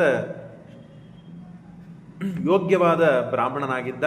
ಅಪುತ್ರಸ್ಯಾಪಿ ವಿಪ್ರಸ್ಯ, ಅವನಿಗೆ ಮಕ್ಕಳಾಗಿದ್ದಿಲ್ಲ. ಹಾಗಾಗಿ ಮಕ್ಕಳಾಗಬೇಕು ಅಂತ ದೈವೇನ ಪೂರ್ವ ಪುಣ್ಯೇನ, ಎಲ್ಲದಕ್ಕೂ ಪುಣ್ಯ ಬೇಕು ನೋಡ್ರಿ. ಒಳ್ಳೆ ಗುರುಗಳು ಸಿಗಬೇಕು, ಪುಣ್ಯ ಬೇಕು. ಶಾಸ್ತ್ರ ಶ್ರವಣ ಆಗಬೇಕು, ಪುಣ್ಯ ಬೇಕು. ಒಳ್ಳೆ ವಿಚಾರಗಳು ಮಾಡಬೇಕು, ಪುಣ್ಯ ಬೇಕು. ದೇವರ ಪೂಜಾ ಮಾಡಬೇಕು, ಪುಣ್ಯ ಬೇಕು. ದೇವರ ಗುರುಗಳಲ್ಲಿ ಭಕ್ತಿ ಬರಬೇಕು, ಪುಣ್ಯ ಬೇಕು. ಒಳ್ಳೆ ಹೆಂಡತಿ ಬೇಕು, ಪುಣ್ಯ ಬೇಕು. ಯಾವುದಕ್ಕೂ ಪುಣ್ಯ ಇಲ್ಲಂದ್ರೆ ನಡೆಯುವುದಿಲ್ಲ. ಎಲ್ಲಕ್ಕಿಂತ ಹೆಚ್ಚು ಪುಣ್ಯ ಬೇಕು. ಶಾಸ್ತ್ರಗಳ ಶ್ರವಣ ಮನನ ನಿಧಿಧ್ಯಾಸನ ಮಾಡುವುದಕ್ಕೆ ಹೆಚ್ಚು ಪುಣ್ಯ ಬೇಕು. ಯಾಕೆ? ಅದೇ ಮುಕ್ತಿಗೆ ಸಾಧನ. ಹಾಗಾಗಿ ಇಲ್ಲಿ ಮಗ ಬೇಕಾಗಿದೆ. ಕುಲವನ್ನು ಉದ್ಧಾರ ಮಾಡುವಂತಹ ಮಗ ಅವನು ಬೇಕು ಅಂತ ಹೇಳಿ ಪುಣ್ಯ, ಅವನು ಪೂರ್ವಜನದ ಪುಣ್ಯ ಇತ್ತು. ಹಾಗಾಗಿ ಅಪುತ್ರಸ್ಯಾಪಿ ವಿಪ್ರಸ್ಯ ಯಬುದ್ ದುಃಖಂ ಸುತಾಪ್ತಗೆ ದೈವೇನ ಪೂರ್ವ ಪುಣ್ಯೇನ ಪುತ್ರೋಭೂತ್. ಅವನು ಪೂರ್ವಜನದ ಪುಣ್ಯ ಬಹಳ ಇತ್ತು, ಬಹಳ ಶ್ರೇಷ್ಠನಾದ ಮಗನಾಗಿ ಹುಟ್ಟಿದ್ದಾನೆ. ಅವನ ಹೆಸರು ಮಾಧವ. ಮಾಧವ ಅಂತ ಹೇಳಿ ಭಾರಿ ವಿಚಿತ್ರವಾದ ಘಟನೆಗಳು, ಕಥೆಗಳು ಪುರಾಣ ತಿಳಿಸಿಕೊಡುತ್ತದೆ. ಅವನು ಎಲ್ಲ ವಿಧವಾದಂತಹ ಸಂಸ್ಕಾರಗಳನ್ನು ಮಾಡಿದ್ದಾನೆ. ಭಾರಿ ತೇಜಸ್ಸು, ಕಾಂತಿ, ವೇದಶಾಸ್ತ್ರಗಳನ್ನೆಲ್ಲ ತಿಳಿದಿದ್ದಾನೆ. ವೇದಾಂಗ ತತ್ವಜ್ಞ ಸರ್ವಶಾಸ್ತ್ರ ವಿಶಾರದ ತತಃ ಕಾಲಾಂತರಂ ಪ್ರವೃತ್ತಂ. ಆಗ 21 ವರ್ಷ ಆಯಿತು ವೇದಾಧ್ಯಯನ ಮಾಡಿದ್ದಾನೆ. ಭಾರಿ ಗುರುಕುರವಾಸ ಮಾಡಿ ಗುರುಗಳಿಂದ ಅನುಗ್ರಹವನ್ನು ಪಡೆದು ತಾನು ಮನೆಗೆ ಬಂದಿದ್ದಾನೆ. ಆಗ ಒಂದು ಮದುವೆ ಮಾಡಿಸಬೇಕು, ಮದುವೆ ಆಗಬೇಕು, ದಾಂಪತ್ಯ ಜೀವನ ನಡೆಸಬೇಕಿವನು ಅಂತ ಹೇಳಿ ತಾನು ಚಂದ್ರಲೇಖ ಅಂತನ್ನುವ ಒಬ್ಬ ಹುಡುಗಿಯನ್ನ ಕರೆದುಕೊಂಡು ಬಂದು ಮದುವೆ ಮಾಡಿಸಿದ್ದಾನೆ. ಸಾ ಕನ್ಯಾ ಪಾಂಡ್ಯದೇಶೀಯ ಪಾಂಡ್ಯಾನಾಂಚ ತಥಪ್ರಿಯ. ಪಾಂಡ್ಯದೇಶೀಯಾದಂತಹ ಆ ಕನ್ಯೆಯನ್ನ ಚಂದ್ರಲೇಖ ಅಂತನ ಹುಡುಗಿಯನ್ನು ತಂದು ಮದುವೆ ಮಾಡಿಸಿದ್ದಾನೆ. ಜೀವನ ಸುಖವಾಗಿ ಸಾಗ್ತಾ ಇದೆ. ಕರ್ಮಗಳು, ಜ್ಞಾನ, ಪಾಠ ಪ್ರವಚನ ಯಾವುದ್ಯಾವುದು ಬ್ರಾಹ್ಮಣನಾಗಿ ಮಾಡಬೇಕು ಅದೆಲ್ಲ ಕೆಲಸ ಮಾಡ್ತಾ ಇದ್ದಾನೆ. ಪ್ರಾರಬ್ಧ ಮಾತ್ರ ಯಾರಿಗೂ ತಪ್ಪಿದ್ದಲ್ಲ. ಇಷ್ಟು ನಡೀತಾ ಇದ್ದಾಗ ಹೆಂಡತಿಯೂ ಕೂಡ ಒಳ್ಳೆ ಹೆಂಡತಿ. ಆಕಿನ ಚರಿತ್ರೆಯನ್ನು ಹೇಳ್ತಾರೆ. ಪತ್ಯೋ ಸುಪ್ತೆ ಸ್ವಯಂ ಶುಪ್ತೆ ಪತ್ಯೋ ಭುಕ್ತೆ ಚ ತದ್ಭುಕ್ತ ಚ. ಗಂಡನಿಗೆ ಅಡಿಗೆ ಮಾಡಬೇಕು, ಗಂಡನಿಗೆ ಅಡಿಗೆ ಮಾಡಿ ಶ್ರಮ ಆಗಿದ್ರೆ ಇಷ್ಟೊತ್ತು ಅಡಿಗೆ ಮಾಡಿ ನನಗೆ ನೀವು ಬಡಿಸ್ರಿ, ನಾ ಊಟ ಮಾಡ್ತೇನೆ, ಆಮೇಲೆ ನೀವು ಊಟ ಮಾಡ್ರಿ. ಅಡಿಗೆ ಮಾಡಿ ಎಲ್ಲ ಮುಂಜಾನಿಂದ ಎಲ್ಲ ಮಾಡುವಂತಹ ಮುಂಜಾನೆ ಎದ್ದು ಏನೇನು ಕಾರ್ಯಗಳನ್ನು ಮಾಡಬೇಕು ಎಲ್ಲ ಕಾರ್ಯಗಳನ್ನು ಮಾಡಿ ಅಡಿಗೆ ಮಾಡಿ ಗಂಡನಿಗೆ ಬಡಿಸಿ ಅನಂತರ ತಾನೇ ಊಟ ಮಾಡೋಳು. ಗಂಡ ಮಲಿಗೆ ಆದ ಮೇಲೆ ತಾನು ಮಲಗೋಳು. ಗಂಡ ಏಳೋಕ್ಕಿಂತ ಮುಂಚೆ ಏಳೋಳು. ತಡ ಮಾಡಿ ಮಲ್ಕೊಂಡಿದ್ದೇನೆ ಅಂತ ಹೇಳಿ ತಡ ಮಾಡಿ ಏಳುವುದಲ್ಲ. ಗಂಡ ಏಳೋಕ್ಕಿಂತ ಮುಂಚೆ ಎದ್ದು ತಾನು ಮಾಡಬೇಕಾದ ಎಲ್ಲ ಕರ್ತವ್ಯ ಕರ್ಮಗಳನ್ನು ಮಾಡೋಳು. ಅತ್ಯಂತ ಪತಿವ್ರತಾ ಸ್ತ್ರೀ. ಬಹಳ ಯೋಗ್ಯವಾದ ರೀತಿಯಿಂದ ಸಂಸಾರ ನಡೀತಾ ಇತ್ತು. ಆದರೆ ಏನು ಮಾಡಬೇಕು, ಅಕಸ್ಮಾತ್ತಾಗಿ ಅವನಿಗೆ ದಿವಾಸಂಗವನ್ನು ಮಾಡಬೇಕು ಅಂತ ಹೇಳಿ ತಾನು ವಿಚಾರ ಮಾಡಿದ. ಮನಸ್ಸಿನಲ್ಲಿ ಬಂತು, ದುರ್ವಿಚಾರ ಬಂತು, ಇದು ಬರಬಾರದು, ಬ್ರಾಹ್ಮಣನಿಗೆ ಬಂತು. ಆಗ ಯಾರ ಹತ್ರ ಹೇಳಬೇಕು? ಹೆಂಡತಿಗೆ ಹೇಳಿದ. ನಿನ್ನ ಜೊತೆಗೆ ಸಂಘ ಮಾಡಬೇಕು ಅಂತ ಅಪೇಕ್ಷೆ ಆಗಿದೆ, ನನ್ನ ಜೊತೆ ಸಂಘ ಮಾಡುವ ಅಂದಾಗ ಚಂದ್ರಲೇಖ ಹೇಳ್ತಾಳೆ, ಆಯಿತು, ಮಕ್ಕಳಾಗಬೇಕಲ್ಲ, ಅದ್ರ ಸಲುವಾಗಿ ಸಂಘ ಮಾಡಬೇಕು. ಶರೀರ ಅಸ್ಥಿ ಮಾಂಸಾದ್ದೇಹಿ ಪೂರಿತಂ ಪುರುಷರ್ಷಭ. ಶರೀರ ಮೇಲ್ ನೋಡ್ಲಿಕ್ಕೆ ಚಂದ ಕಾಣುತ್ತದೆ. ಒಳ್ಳೆ ಚರ್ಮ ಕೊಟ್ಟಿದ್ದಾನೆ ದೇವರು. ಅದನ್ನು ಚರ್ಮವನ್ನು ಸುಲಿದು ಬಿಟ್ರೆ ಬಾಳೆನ ಸಿಪ್ಪಿ ತೆಗಿತೀವಲ್ಲ, ಹಾಗೆ ತೆಗೆದು ಬಿಟ್ಟೆ ಚರ್ಮ ಮೇಲಿನ ತೆಗೆದ್ರೆ ಒಳಗೆ ಏನಿದೆ? ರಕ್ತ, ಮಾಂಸ, ಕೀವು, ಹೊಲಸ್ಸು, ನರಗಳು, ನೋಡಲಿಕ್ಕೆ ಅಸಹ್ಯ ಆಗ್ತದೆ. ಅಂತಹ ಶರೀರ ಇದು.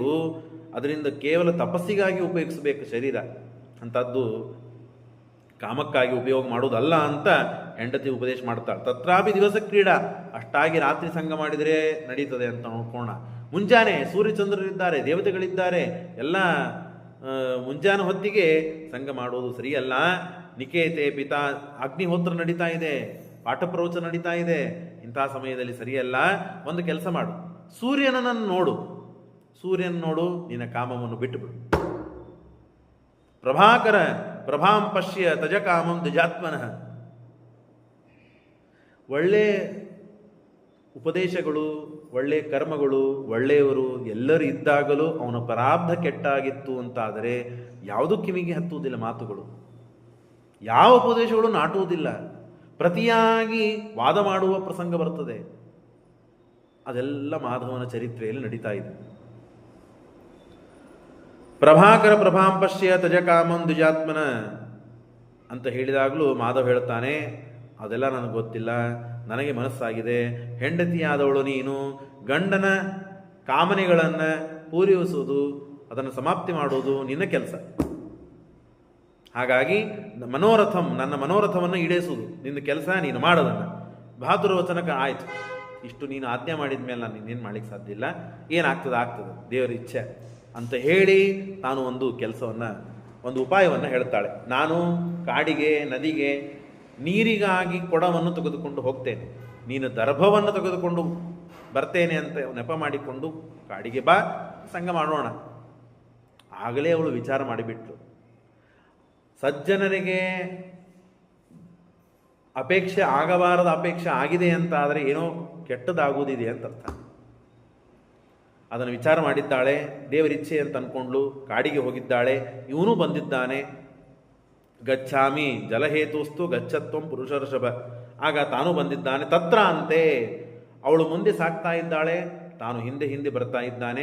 ಅಷ್ಟರಲ್ಲೇನೆ ಬೇರೆ ಹುಡುಗಿಯನ್ನ, ಬೇರೆ ಕನ್ಯೆಯನ್ನು ನೋಡಿದ್ದಾನೆ ಮಾಧವ. ತತ್ರ ಅಂದರೆ ವಿಪ್ರಪುತ್ರು. ಅಕಾಲದಲ್ಲಿ ತಾನು ಕಾಮನೆ ಮಾಡಿದ್ದ ಪ್ರಾರಬ್ಧ ಏನು ಅಂತಂದರೆ, ತನ್ನ ಹೆಂಡತಿಯನ್ನು ಬಿಟ್ಟು ಬೇರೆ ಹೆಣ್ಣನ್ನು ನೋಡಿದ, ಅವಳನ್ನು ಬೆನ್ನತ್ತಿದ. ಇವಳಿಗೇನು ಹೇಳಿದ ಅಂತಂದರೆ, ನಾನು ನಿನ್ನನ್ನು ಪರೀಕ್ಷೆ ಮಾಡಿದೆಮ್ಮ, ಗಂಡನ ಮೇಲೆ ಗಂಡನ ಮಾತಿಗೆ ಎಷ್ಟು ಬೆಲೆ ಕೊಡ್ತಿ, ಎಷ್ಟು ವಿಶ್ವಾಸ ಮಾಡ್ತೀನಿ ನನ್ನ ಮೇಲೆ ಅಂತ ಪರೀಕ್ಷೆಗಾಗಿ ನಿನಗೆ ಈ ಮಾತು ಹೇಳಿದೆ. ನನಗೇನು ಇಚ್ಛಾ ಇಲ್ಲ, ನನಗೆ ಗೊತ್ತು, ನಾನು ಎಲ್ಲ ಶಾಸ್ತ್ರ ಓದಿದವನು ಅಂತ ಹೇಳಿ ನೀನು ಮನೆಗೆ ಹೋಗು, ನಾನು ಬರ್ತೇನೆ, ದರ್ಭೆಯನ್ನು ತೆಗೆದುಕೊಂಡು ಮನೆಗೆ ಬರ್ತೇನೆ, ಹೋಗು ಅಂತಂದಾಗ ಬಹಳ ಖುಷಿ ಆಯಿತು ಅವಳಿಗೆ, ಬಹಳ ಖುಷಿ ಆಯಿತು. ಇಲ್ಲದೇ ಇದ್ದರೆ ಅನಾಹುತ ಆಗಿಬಿಡುತ್ತೆ. ಹಿರಣ್ಯಕಶಿಪು ಹುಟ್ಟಿದ್ದೇ ಆ ಕಾರಣಕ್ಕಾಗಿ, ಅಕಾಲ ಸಂಘ ಮಾಡಿದ್ದಕ್ಕೆ, ಜಗತ್ನಾಶವನ್ನು ಮಾಡುವಂಥ ಮಹಾ ಅಸುರರಾಗಿ ಹುಟ್ಟಿದ್ರು. ಆ ಪ್ರಸಂಗ ಬರಬಾರದು ಅಂತ ತಾನು ವಿಚಾರ ಮಾಡಿರ್ತಾಳೆ. ಆಯಿತು, ದೇವರಿಚ್ಛೆ, ಪರೀಕ್ಷೆ ಮಾಡಿದ್ದಾನೆ ನನ್ನ ಗಂಡ ಅಂತ ಬಹಳ ಖುಷಿಯಿಂದ ತಾನು ಹೋಗಿಬಿಟ್ಲು. ಯುಕ್ತ ಮುಕ್ತಂ ತ್ವಯಾ ಭದ್ರೆ ಗಚ್ಚಾಭಿಮೋನು ಸುಖಂ, ನಾನು ಹೋಗಿ ಬರ್ತೇನೆ, ನೀವು ಬನ್ನಿ ಅಂತ ತಾನು ಕೊಟ್ಟು ಕಳಿಸಿಬಿಟ್ಲು. ತಾನು ಹೋಗ್ಬಿಟ್ಟ ಮೇಲೆ ಇವನು ಉದ್ದೇಶ ಬೇರೆದಿದೆ, ಒಳ್ಳೆ ವಿಚಾರ ಇಲ್ಲ, ಕೆಟ್ಟ ವಿಚಾರ ಇದೆ. ಅಲ್ಲಿ ಹತ್ರ ಹೋಗ್ತಾ ಇದ್ದಾನೆ. ಆಕಿನ ಹೆಸರು ಕುಂತಳ, ನೀಲ ಕುಂತಳ. ಆಕಿನ ಹತ್ರ ಹೋಗಿ ಮಾತನಾಡ್ತಾ ಇದ್ದಾನೆ. ಯಾರಮ್ಮ ನೀನು, ನಿನ್ನ ಹೆಸರೇನು, ನಿನ್ನ ಕುಲಗೋತ್ರಗಳು ಯಾರು, ಕುಲಗೋತ್ರಗಳು ಯಾವುದು, ನಿನ್ನ ತಂದೆ ತಾಯಿಗಳು ಯಾರು, ಕಾತ್ವಂಚ ಕಲ್ಯಾಣಿ ಭದ್ರತೆ ಜನನಿ ಜನತಾಚಕಃ ಅಂತ ಹೇಳಿದಾಗ ಕುಂತಲ ಹೇಳ್ತಾಳೆ, ಕಿಮ್ಮ ಪೃಚ್ಛಸಿ ಪಾಪಿಷ್ಟ, ಯಾರು ಸ್ವಾಮಿ ನೀವು, ಭಾರಿ ತೇಜಸ್ವಿಯಾಗಿ ಕಾಣ್ತಾ ಇದ್ದೀರಿ, ಸೂರ್ಯನಂತೆ ಪ್ರಕಾಶ ಇದೆ, ನನ್ನ ಚರಿತ್ರೆಯನ್ನು ನೀವೇನು ಕೇಳ್ತೀರಿ ಸ್ವಾಮಿ, ನೀವು ತಪಸ್ಸನ್ನು ಮಾಡುವಂಥ ತಪಸ್ವಿಗಳು, ಮನೆಗೆ ಹೋಗ್ರಿ ನೀವು, ನನ್ನ ಜೀವನ ಚರಿತ್ರೆ ಕೇಳಿ ನಿಮಗೇನು ಮಾಡೋದಿದೆ. ಹೆಂಡತಿ ಉಪದೇಶ ಮಾಡಿದ್ಲು, ಅವನಿಗೆ ಮೋಸ ಮಾಡಿ ಕಳಿಸಿಬಿಟ್ಟ. ಈಕಿ ಉಪದೇಶ ಮಾಡುತ್ತಾಳೆ. ಈ ಉಪದೇಶಗಳು ಸ್ವಯಂ ತಾನು ಉಪದೇಶ ಕರ್ತೃ, ಆದರೂ ಒಳ್ಳೆ ಮಾತುಗಳು ಕಿವಿಗೆ ಕೇಳ್ತಾ ಇಲ್ಲ ಅವನಿಗೆ. ನನ್ನ ಹೆಸರು ಕುಂತಲ ಅಂತ ಹೇಳಿ, ನಾನು ಪಾಪಿಷ್ಟಳು, ಅಂತ್ಯಜಾತಿಯಲ್ಲಿ ಹುಟ್ಟಿದವಳು, ಮದ್ಯ ಪಾನಗಳನ್ನು ಮಾಡುವಳು, ಮಾಂಸಭಕ್ಷಣವನ್ನು ಮಾಡುವವಳು, ಹಾಗಾಗಿ ನನ್ನ ಹತ್ರ ಬರಬೇಡ, ನನ್ನ ಜೊತೆ ಮಾತನಾಡಬೇಡ, ನೀನು ಹೊರಟು ಹೋಗು ನೀನು ಅಂತ ಹೇಳಿ ತಾನು ಹೇಳ್ತಾಳೆ. ಮಾಧವ ಹೇಳ್ತಾನೆ, ಬ್ರಹ್ಮನಿಗೆ ತಲೆ ಸರಿ ಇಲ್ಲ ಪಾಪ, ಬ್ರಹ್ಮದೇವರಿಗೆ ಬೈತಾ ಇದ್ದಾನೆ, ತಲೆ ಸರಿಗಿಲ್ಲ, ಇಷ್ಟು ಚಲವಿಯಾದ ಸುಂದರಿಯಾದ ರೂಪವತಿಯಾದಂಥ ಹುಡುಗಿಯನ್ನ ಎಲ್ಲೋ ಕಾಡಿನಲ್ಲಿ ಹುಟ್ಟಿಸಿಬಿಟ್ಟಿದ್ದಾನೆ. ಇಂಥ ಹುಡುಗಿಯನ್ನ ಊರಿನಲ್ಲಿ ಹುಟ್ಟಿಸಿದ್ರೆ ಎಷ್ಟು ಜನ ಸಂತೋಷದಿಂದ ಇರ್ಬೋದಾಗಿತ್ತು. ಅಂಧಯೇವ ಮಹಾರಾಜ ರೋಚತೆ ಮೇ ಮತ್ಸದೆ ವಸೇತ್ಸದ ಋತ ಸಂಜಯನ ತಥಾಪಿ ಮಮ ಬುದ್ಧಿಸ್ತು ತವೇವ ರಮತೆ ಸದಾ ಅಂತ ಹೇಳಿ ಆ ಬ್ರಹ್ಮನಿಗೂ ಬೈದು, ತಾನು ಮಾತನಾಡಬಾರದ ಎಲ್ಲ ಮಾತುಗಳನ್ನು ಹೇಳಿ, ತದಸ್ಮಾಕಂ ಸ್ವರೂಪಸ್ತು ಭೋಗಂ ಕರೋಮಿಚ, ನೀವು ಉತ್ತಮ ರೂಪವತಿಯಾಗಿದ್ದಿ, ನಿನ್ನನ್ನು ಭೋಗ ಮಾಡ್ತೇನೆ, ನರಕಕ್ಕಾದರೂ ಹೋಗಲಿ, ಸ್ವರ್ಗಕ್ಕಾದರೂ ಹೋಗಲಿ, ಏನಾದರೂ ಆಗಲಿ, ನಾನು ಬಿಡುವುದಿಲ್ಲ ನಿನ್ನನ್ನು ಅಂತಂದಾಗ ಅವಳೆಲ್ಲ ಹೇಳ್ತಾಳೆ. ದಿಗ್ದೇವತೆಗಳನ್ನು ಪ್ರಾರ್ಥನೆ ಮಾಡ್ತಾಳೆ. ಎಲ್ಲ ದೇವತೆಗಳಿಗೆ ಪ್ರಾರ್ಥನೆ ಮಾಡಿ, ಈ ಬ್ರಾಹ್ಮಣನಿಗೆ ಒಳ್ಳೆ ಬುದ್ಧಿಯನ್ನು ಕೊಡ್ರಿ, ಹಾದಿ ಒಳ್ಳೆಯದನ್ನು ಮಾಡ್ರಿ ಅಂತ ಎಲ್ಲ ಕೇಳಿದ್ರು. ಉತ್ತಮಂ ಪದಮಾಸಾಧ್ಯ, ಒಳ್ಳೆಯವರು ಉತ್ತಮ ಪದವಿಯನ್ನು ಹೊಂದಿದ ಮೇಲೆ ನೀಚ ಪದವಿಯನ್ನು, ನೀಚ ಸ್ಥಾನವನ್ನು ಅಪೇಕ್ಷಾ ಪಡಬಾರದು. ನೀ ಜ್ಞಾನಿಯಾಗಿದ್ದಿ, ಹೊರಟು ಹೋಗು. ಬ್ರಾಹ್ಮಣನಾದವನಿಗೆ ಎಲ್ಲ ಸಂಸ್ಕಾರಗಳಾಗಿರ್ತದೆ ಹುಟ್ಟಿದಾರಭ್ಯ. ನಿನ್ನ ತಾಯಿ ನೀನು ಹೊಟ್ಟೆಯಲ್ಲಿ ಇದ್ದಾಗಲೇ ಎಲ್ಲ ವಿಧವಾದಂತಹ ಶಾಸ್ತ್ರಗಳನ್ನು ಶ್ರವಣ ಮಾಡಿದ್ದಾಳೆ, ಬ್ರಾಹ್ಮಣರಿಂದ ಆಶೀರ್ವಾದ ಪಡೆದಿದ್ದಾಳೆ, ಶ್ರೀಮಂತವನ್ನು ಮಾಡಿಕೊಂಡಿದ್ದಾಳೆ. ನೀನು ಹುಟ್ಟಿದ ಮೇಲೆ ನಿನ್ನ ತಂದೆ ಬ್ರಾಹ್ಮಣರಿಂದ ಆಶೀರ್ವಾದ ಮಾಡಿಸಿ ಜಾತಕರ್ಮಾದಿಗಳನ್ನೆಲ್ಲ ಮಾಡಿದ್ದಾನೆ. ಅನ್ನಪ್ರಾಶನ, ಚೌಲ ಇತ್ಯಾದಿ ಎಲ್ಲ ಅಗ್ನಿಸಾಕ್ಷಿಯಾಗಿ ನಿನ್ನ ಮದುವೆ ಮಾಡಿಕೊಂಡಿದ್ದಿ, ನಿನ್ನ ಹೆಂಡತಿ ಇದ್ದಾಳೆ. ಅಷ್ಟಾಗಿ ಗುರುಕುಲವಾಸ ಮಾಡಿ ವೇದಾಂತಗಳನ್ನು ಅಧ್ಯಯನ ಮಾಡಿದ್ದಿ, ಏನು ಉಪದೇಶ ಮಾಡಿಲ್ಲ ಹೇಳ್ರಿ ನೋಡೋಣ ಕುಂತಳ. ಈ ಮಾಧವನಿಗೆ ಎಲ್ಲವನ್ನೂ ಉಪದೇಶ ಮಾಡಿದ್ದಾಳೆ. ಇವಳೇ ಉತ್ತಮ ಸ್ತ್ರೀಯೇನೋ ಅಂತ ಅನಿಸ್ತದೆ ಉಪದೇಶ ಕೇಳಿ. ಆದರೆ ಏತಾದೃಶಸ್ಯ ದೇಹಸ್ಯ ಮಯಾ ಸಂಘ ಕಥಂ ಭವೇತ್, ಹಾಗಾಗಿ ನಾನು ಸತ್ತೇ ಹೋಗ್ತೇನೆ ನಿನ್ನ ಜೊತೆ ಸಂಘ ಮಾಡಿದರೆ. ಮೊದಲೇ ಅಂತರ್ಜಾತಿಯವಳು ಹುಟ್ಟಿದ್ದವಳು, ಪಾಪಿಷ್ಠಳಾಗಿದ್ದೇನೆ, ನನ್ನ ಪ್ರಾರಬ್ಧಾನುಸಾರವಾಗಿ ಉತ್ತಮನಾದ ನಿನ್ನನ್ನು ನಾನೇನಾದರೂ ಅಪೇಕ್ಷಾ ಪಟ್ಟೆ ಅಂದರೆ ನನ್ನ ಗತಿ ಏನಾಗ್ತದೋ ಗೊತ್ತಿಲ್ಲ. ಅಷ್ಟೇ ಅಲ್ಲ, ಪ್ರತಿನಿತ್ಯ ದೇವರ ಪೂಜಾ ಮಾಡ್ತಿ, ದೇವರನ್ನು ನೋಡ್ತಿ, ದೇವರನ್ನು ಮುಡ್ತಿ, ದೇವರ ನೈವೇದ್ಯ ಮಾಡಿದ ಅನ್ನವನ್ನು ತಿಂತಿ, ಎಲ್ಲ ರೀತಿಯಿಂದಲೂ ಶುದ್ಧನಾಗಿದ್ದಿ ನೀನು, ಎಲ್ಲ ರೀತಿಯಿಂದಲೂ ಅಶುದ್ಧನಾಗಿದ್ದೇನೆ ನಾನು. ಹಾಗಾಗಿ ನನ್ನ ಜೊತೆಗೆ ನೀನು ಸಂಘ ಮಾಡುವುದು ಸುತರಾಂ ಸಾಧ್ಯವಿಲ್ಲ ಅಂತ ಹೇಳಿದರೆ ಬಲಾತ್ಕಾರದಿಂದ ಹೋಗಿ ತಾನು ತನ್ನ ಆಕಿನ ಕೈಯನ್ನು ಮುಟ್ಟಿ ಭೋಗಿಸೇ ಬಿಡುತ್ತಾನೆ.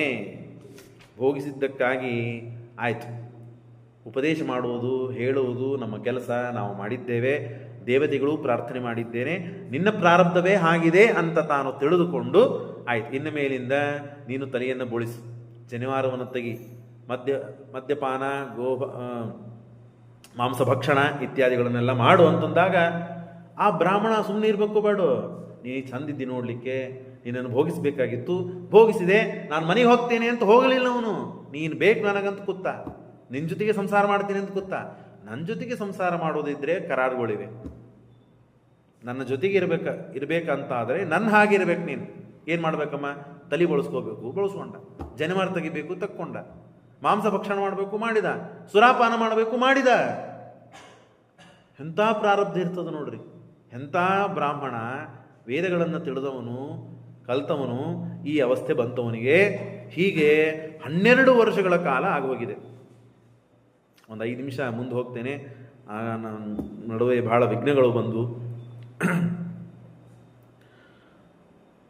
ಆಗ 12 ವರ್ಷಗಳ ಕಾಲ ಆದ ಮೇಲೆ ದೇವರು ಅಷ್ಟು ಪ್ರಾರಬ್ಧ ಇತ್ತು ಅನ್ನಿಸ್ತದೆ, ಆ ಕುಂತಲೆಯನ್ನು ಸಂಹಾರ ಮಾಡಿಬಿಟ್ಟಿದ್ದಾನೆ.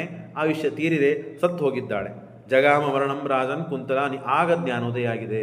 ಏನು ಹುಚ್ಚುತನ ಮಾಡಿದೆ, ಎಲ್ಲಿದ್ದೆ ಎಷ್ಟು ದಿವಸ, ಎಲ್ಲಿ ಹೋಯ್ತು ನನ್ನ ಶಾಸ್ತ್ರಾಧ್ಯಯನ, ಎಲ್ಲಿ ಹೋಯ್ತು ನನ್ನ ಪಾವಿತ್ರ್ಯ ಅಂತ ಅಳ್ತಾ ಕೂತಿದ್ದಾನೆ. ಅಷ್ಟರಲ್ಲೇನೆ ದೇವರು ಈ ಪಶ್ಚಾತ್ತಾಪ ಪಟ್ಟಕ್ಕೆ, ನಾನು ಮಾಡಿದ ತಪ್ಪೇ ಇಲ್ಲ, ನಾನು ಮಾಡಿದ ಸರಿನೇ ಇದೆ ಅಂತ ಸಾಧನೆ ಮಾಡುವಂಥ ಜನರಂತೆ ತಾನು ಸಾಧನೆ ಮಾಡಿದ, ತನ್ನ ತಪ್ಪವನ್ನು ಸಾಧಿಸಿಕೊಂಡಿದ್ದ ಅಂತ ಆದರೆ ದೇವರು ಈ ಒಳ್ಳೆ ಗತಿಯನ್ನೇನು ಕೊಡ್ತಿದ್ದಿಲ್ಲ. ಮತ್ತೆ ಪುನಃ ಪಶ್ಚಾತ್ತಾಪ ಪಟ್ಟ, ನೊಂದ, ಬೇಸತ್ತ, ನಾನು ಮಾಡಿದ್ದು ಬಹಳ ತಪ್ಪಿದೆ ಅಂತ ಗೊತ್ತಾಗಿ ಅಳ್ತಾ ಕೂತಿದ್ದ. ಆಗ ಅಕಸ್ಮಾತ್ತಾಗಿ ರಾಜರೆಲ್ಲರೂ ಸೇರಿ ತೀರ್ಥಕ್ಷೇತ್ರಕ್ಕೆ ಹೊರಟಿದ್ದಾರೆ. ಯಾತಾರ್ಥಂ. ಆಗ ಅವರನ್ನು ಬೆನ್ನು ಹತ್ತಿಕೊಂಡು ತಾನು ಹೋಗಿದ್ದಾನೆ. ಗಚ್ಚನ್ನೇವ ತೈಸಾರ್ಧಂ. ಅವ್ರ ಜೊತೆಗೆ ಹೋಗಿದ್ದಾನೆ. ಅಲ್ಲೆಲ್ಲರೂ ಕೂಡ ಪಾಪ ಭೋಜನ ಮಾಡಿದ್ದಾನೆ. ಭೋಜನ ಮಾಡಿದ ಮೇಲೆ ಬ್ರಾಹ್ಮಣ, ಪಂಡಿತ, ವಿದ್ವಾಂಸ ಮೇಲೆ ಕೂತು, ಇವನು ಕೂತ ಮೇಲೆ ಎಲ್ಲರೂ ಕೂಡಬೇಕು ಊಟಕ್ಕೆ. ಆದರೆ ಎಲ್ಲರೂ ಊಟ ಆದ ಮೇಲೆ ಬಿದ್ದು ಎಂಜಲನ್ನು ತಿಂತಾ ಇದ್ದಾನೆ. ಈ ಅವಸ್ಥೆ ಬಂದಿದೆ. ತಿಂದ. ಆಗ ಅವತ್ತಿನ ದಿವಸ ಎಲ್ಲರೂ ಅಲ್ಲೇ ಸ್ನಾನ ಮಾಡಿದ್ದಾರೆ, ಅಲ್ಲೇ ಎಲ್ಲರೂ ವಾಸ ಮಾಡಿದ್ದಾರೆ, ಮಲಗಿದ್ದಾರೆ. ಮಲಗಿ ಆದಮೇಲೆ ಸ್ನಾತ್ವ, ಮರುದಿವಸ ಎದ್ದು ಕಪಿಲ ತೀರ್ಥದಲ್ಲಿ ಸ್ನಾನ ಮಾಡಿಕೊಂಡು ಸ್ನಾತ್ವ ಭಕ್ತಿ ಸಮಾಯುಕ್ತ ಪವನಂ ಚಕ್ರುರಾಧದ ಮಾಧವನು ಕೂಡ ಎಲ್ಲರೂ ಏನು ಮಾಡ್ತಾರೋ ಅದನ್ನು ಮಾಡ್ತಾ ಹೋದ. ಎಲ್ಲರೂ ಸ್ನಾನ ಮಾಡಿದರು, ತಾನು ಸ್ನಾನ ಮಾಡಿದ. ಅಲ್ಲೇ ಸರ್ವ ಪಾಪಾನಿ ಪ್ರಕುರುವಂತಿ ತತ್ರ ರಾಜಾಂ. ಅವಾಗ ಎಲ್ಲರೂ ಕೂಡ ಸ್ನಾನ ಮಾಡಿ ಪಿಂಡದಾನವನ್ನು ಮಾಡ್ತಾ ಇದ್ದಾರೆ. ನನ್ನ ತಂದೆ ತಾಯಿಗಳು 12 ವರ್ಷ ಆಯಿತು, ಅವಾಗೇ ಮುದುಕಾಗಿದ್ದರು, ಸತ್ತು ಹೋಗಿರಬೇಕು ಅಂತ ವಿಚಾರ ಮಾಡಿ ಎಲ್ಲರೂ ಪಿಂಡದಾನವನ್ನು ಮಾಡ್ತಾ ಇದ್ದದ್ದು ನೋಡಿ ತಾನು ಪಿಂಡದಾನ ಮಾಡಿದ. ಮಾಧವೋಪಿ ಶುಭೇ ತೀರ್ಥೇ ಸ್ನಾತ್ವ ತದ್ವತ್ಪಾರಣಂ ಕುರ್ವಾನ್ ಪಿಂಡ. ನಿನ್ಗೆ ಎಲ್ಲಿ ಬರಬೇಕು ರೊಕ್ಕ? ಏನಿತ್ತು ಇವನ ಕಡೆಗೆ? ಏನೂ ಇಲ್ಲ. ಮೃತ್ಪಿಂಡದಾನವನ್ನು ಮಾಡಿದ. ಮಣ್ಣಿನ ಪಿಂಡವನ್ನು ಕೊಟ್ಟಾದ ಮೇಲೆ ಬಹಳ ಸಮಾಧಾನ ಆಯಿತು. ಸಮಾಧಾನ ಆಗಿ ಅವನಿಗೆ ಭಕ್ತಿಯಿಂದ ಕೊಟ್ಟಿದ್ದಾನೆ. ಪಿತುಷಾಧಂ ಪಿಂಡದಾನಂ ಮುಕ್ತಿ ತತ್ರ ಸಂಶಯ. ಪಿಂಡದಾನವನ್ನು ನೀವೆಲ್ಲ ಮಾಡಿದ್ದೀರಿ. ಈಗ ಪಕ್ಷಮಾಸದಲ್ಲಿ 15 ದಿನಗಳ ಕಾಲ ಮಾಡಿದ್ದೀರಿ. ಯಾರು ಪಿಂಡದಾನವನ್ನು ಮಾಡ್ತಾರೋ ಮಾಡಿದ ಹೆಸರಿನಿಂದ ಆ ಹೆಸರು ಅಂದರೆ ಆ ವ್ಯಕ್ತಿ ಮುಕ್ತಿಗೆ ಹೋಗ್ತಾರೆ. ಪುರಾಣದಲ್ಲಿ ಬಂದಿದೆ. ಮುಕ್ತಿಸ್ತತ್ರ ಸಂಶಯ ಮೃತ್ಪಿಂಡದಾನೇನ ಪಿತಾಮಹಾದ್ಯಾಹ ಮುಕ್ತಿಂ ಪ್ರಯಾತ. ಆಗ ಬಹಳ ಸಂತೋಷವಾಗಿದೆ.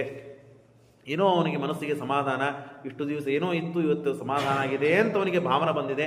ಮರುದಿವಸ ಎಲ್ಲರೂ ಎದ್ದು ಆ ಪರ್ವತವನ್ನು ಏರಬೇಕು ಅಂತ ಹೊರಟಿದ್ದಾರೆ. ಇವನು ಸ್ಪರ್ಶ ಮಾಡಿದ್ದಾನೆ ಮಾತ್ರ. ಭೂಧರ ಸ್ಪರ್ಶ ಮಾತ್ರೇಣ ತದಗಂ ಪರ್ಯಕಂಪಯತ. ಎಲ್ಲ ಪಾಪವನ್ನು ವಾಂತಿ ಮುಖದಿಂದ ಎಲ್ಲ ಹೊರಗೆ ಚೆಲ್ಲಿದ್ದಾನೆ. ಘೋರವಾದ ವಾಸನೆ, ತಡಿಲಿಕ್ಕೆ ಸಾಧ್ಯವಿಲ್ಲ. ಆಗ ದೇವಾದಿ ದೇವತೆಗಳು ಬಂದಿದ್ದಾರೆ. ಇವನು ಪುಣ್ಯ ಹೇಗಿದೆ ನೋಡ್ರಿ, ಎಷ್ಟು ಪಾಪ ಮಾಡಿದ್ದ, ಪ್ರಾರಬ್ಧ ಇತ್ತು ಅಷ್ಟೇ ಪಾಪ ಮಾಡಿದ್ದ. ಅಂಥ ಬ್ರಾಹ್ಮಣನೇ ಪಾಪ ಮಾಡಿದ್ದಾನೆ ಅಂದಮೇಲೆ ನಾವು ಪಾಪ ಮಾಡ್ತಾ ಇರ್ತೇವೆ ನಡೀತದೆ ಅಂತ ಅನ್ಕೊಳ್ಳೋದಂತೆ ಇಲ್ಲ. ಅವನು ಮುಂದೆ ಯಾವ ಗತಿಯನ್ನು ಪಡೆದ, ಏನವನ ಪರಿಸ್ಥಿತಿ ಬಂತು, ಸ್ವಲ್ಪ ಪ್ರಾರಬ್ಧ ಇರ್ತದೆ, ಹಾಗಾಗಿ ಆ ಪ್ರಾರಬ್ಧಕ್ಕೆ ಅನುಗುಣವಾಗಿ ಏನೋ ಪಾಪ ಮಾಡಿಬಿಟ್ಟ. ಆ ಪಾಪ ಒಂದು ಪ್ಲಸ್ ಪಾಯಿಂಟ್ ಆಯಿತು ಅವನಿಗೆ. ಏನಾಯಿತು, ಏನು ಅವನಿಗೆ ಜೀವನ ಮುಂದೆ ಸಾಗಲಿಕ್ಕೆ ಅನುಕೂಲವಾಯಿತು ಅಂತಂದರೆ, ಅವ ಎಲ್ಲ ಮಾಡಿದ ಪಾಪವನ್ನು ಪಶ್ಚಾತ್ತಾಪ ಎಷ್ಟು ಮಾಡಿಕೊಂಡ ಅಂತಂದರೆ, ಪಾಪ ಎಷ್ಟು ಸಂತೋಷದಿಂದ ಮಾಡಿದ್ನೋ. ಪಾಪ ಮಾಡಬೇಕಾದ್ರೆ ಸಂತೋಷ ಆಗ್ತದೆ. ತಿನ್ನಬಾರದದ್ದು ತಿಂದ, ನೋಡಬಾರದನ್ನು ನೋಡಿದ, ಸಂಘ ಮಾಡಬಾರದನ್ನು ಸಂಘ ಮಾಡಿದ, ಸಂತೋಷಪಟ್ಟು. ಆದರೆ ಆ ಸಂತೋಷಕ್ಕಿಂತ ಹೆಚ್ಚು ಈಗ ದುಃಖಪಟ್ಟಿದ್ದಾನೆ, ಪಶ್ಚಾತ್ತಾಪ ಮಾಡಿಕೊಂಡಿದ್ದಾನೆ. ಹಾಗಾಗಿ ಅವನಿಗೆ ದೇವಾದಿ ದೇವತೆಗಳೆಲ್ಲರೂ ಬಂದು ಪುಷ್ಪವೃಷ್ಟಿ ಮಾಡಿದ್ದಾರೆ.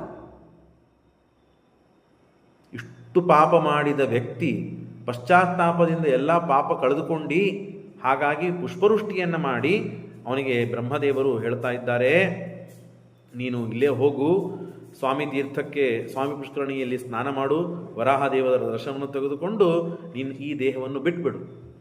ಮುಂದಿನ ಜನ್ಮ ನೀನು ತೋಂಡ ದೇಶಕ್ಕೆ, ನಾರಾಯಣಪುರಕ್ಕೆ ತೋಂಡ ದೇಶಾಧಿಪತಿಯಾಗಿ ಆಕಾಶರಾಜನಾಗಿ ನಿನ್ನ ಮಗಳೇ ಸ್ವಯಂ ಲಕ್ಷ್ಮೀದೇವಿಯಾಗಿ ಬರ್ತಾಳೆ. ನಿನಗೆ ಹಳೆಯನಾಗಿ ದೇವರೇ ಬಂದು ನಿನ್ನನ್ನು ಮಗಳನ್ನು ಕೈ ಹಿಡಿತಾನೆ. ಆಗ ನಿನಗೆ ಮುಕ್ತಿ ಆಗ್ತದೆ ಅಂತ ಈ ಕಥೆಯನ್ನು ಹೇಳ್ತಾರೆ. ಅದಕ್ಕೆ ವೆಂಕಟಾಚಲ ಅಂತ ಯಾಕೆ ಹೆಸರು ಬಂತು ಅಂದರೆ, ವೇಂ ಅಂತಂದರೆ ಪಾಪ. ಮಾಧವ ಮಾಡಿದ ಎಲ್ಲ ಪಾಪಗಳು ಕಟ ನಾಶ ಮಾಡಿ ಹಾಕ್ತು. ಈ ಬೆಟ್ಟದ ಸ್ಪರ್ಶ ಮಾತ್ರದಿಂದ ಮಾಧವನ ಸಕಲ ಪಾಪಗಳು ಪರಿಹಾರ ಆಯಿತು. ಪಶ್ಚಾತ್ತಾಪ ಇತ್ತು, ಪ್ರಾಯಶ್ಚಿತ್ತ ಮಾಡಿಕೊಂಡಿದ್ದ. ಆದರೆ ಅದರ ಅಭಿವ್ಯಕ್ತಿ ಆದದ್ದು ಎಲ್ಲಿ? ಇವನ ಪಾಪ ಹೋಯಿತು ಅಂತ ಅಭಿವ್ಯಕ್ತಿ ಆದದ್ದು ಈ ಬೆಟ್ಟದ ಸ್ಪರ್ಶದಿಂದ ಅಭಿವ್ಯಕ್ತಿ ಆಯಿತು.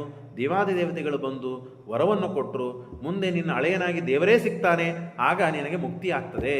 ನಮ್ಮ ಶಾಸ್ತ್ರದಲ್ಲಿ ಒಂದು ನಿಯಮ ಇದೆ, ಚರ್ಮದೇಹ ಅಂತ ಯಾವುದಿರ್ತದಲ್ಲ, ಆ ಚರ್ಮದೇಹ ಬಂದ ಮೇಲೆ ಅವನಿಗೆ ಮುಕ್ತಿ. ತಥಾಪಿ ಸೀಮಾರ್ಥ ಮವಾಪ್ಯ ಕೃಷ್ಣ. ನೀವು ವೇದವ್ಯಾಸ ದೇವರ ಚರಿತ್ರೆಯನ್ನು 10ನೇ ಅಧ್ಯಾಯದಲ್ಲಿ ಕೇಳಬೇಕಾದಾಗ ಇದನ್ನು ಕೇಳಿದ್ದೀರಿ. ಕೀಟದಿಂದ ಭಗವಂತ ರಾಜ್ಯವನ್ನು ಆಳಿಸಿ ಮುಂದೆ ಅವನು ಬ್ರಾಹ್ಮಣ ಆಗಿ ಮೋಕ್ಷಕ್ಕೆ ಹೋದ. ಕೀಟದೇಹದಿಂದಲೇ ಮೋಕ್ಷ ಕೊಡಲು ಸಮರ್ಥನಾಗಿದ್ದರೂ ದೇವರು, ನಾನೇ ನೇಮ ಮಾಡಿದ್ದನ್ನು ನಾನೇ ಮುರಿಬಾರದು ಅಂತ ಹೇಳಿ ದೇವರು ಅವನಿಗೆ ಆ ಜನ್ಮದಲ್ಲೇನೆ ರಾಜ್ಯವನ್ನು ಆಳಿಸಿ ರಾಜನಾಗಿ ಮಾಡಿ ಮುಂದೆ ಅವನಿಗೆ ಮೋಕ್ಷ ಕೊಡ್ತಾನೆ ಬ್ರಾಹ್ಮಣ ಜನ್ಮದಲ್ಲಿ. ಹಾಗೆ ಮಾಧವನಾದಾಗಲೇ ಅವನಿಗೆ ಮೋಕ್ಷ ಸಿಗ್ಬೋದಾಗಿತ್ತು. ಆಕಾಶರಾಜನಾಗಿ ದೇವರನ್ನು ಹಳೆಯನಾಗಿ ಪಡೆಯುವ ಸೌಭಾಗ್ಯ ಪಡೆದು ಆಗ ಎಷ್ಟು ಜನ ಅನ್ನದಾನ, ಏನು ದಾನ, ಎಷ್ಟೆಲ್ಲ ವೈಭವ ನೋಡ್ತೀರಿ ನೀವು, ಅದನ್ನೆಲ್ಲ ಮಾಡಿ ಆ ಪುಣ್ಯವನ್ನು ಪಡೆದು ಮೋಕ್ಷಕ್ಕೆ ಹೋಗ್ತಾನೆ ಅಂತನ್ನುವ ಕಥೆಯನ್ನು ಇಲ್ಲಿ ಮುಗಿಸ್ತಾ ಇದ್ದಾರೆ. ಶ್ರೀಕೃಷ್ಣಾರ್ಪಣಮಸ್ತು.